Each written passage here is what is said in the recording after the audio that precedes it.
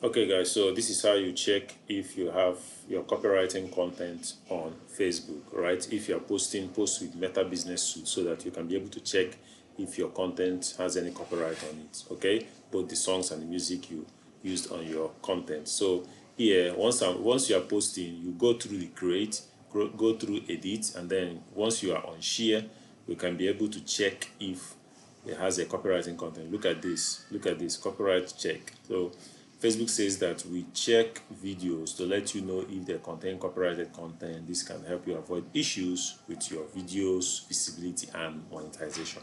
So you see, so once you are posting with Meta Business Suite, the way I'm posting my content right now, as you can see the date, this is for tomorrow. I'm scheduling it for tomorrow, right?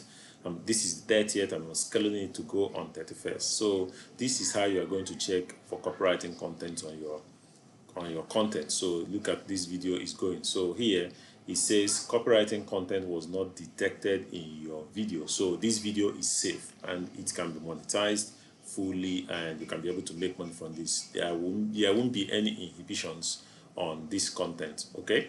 This particular content. So you can follow my channel so that you can be able to watch this content right here, and I'll see you in my next video.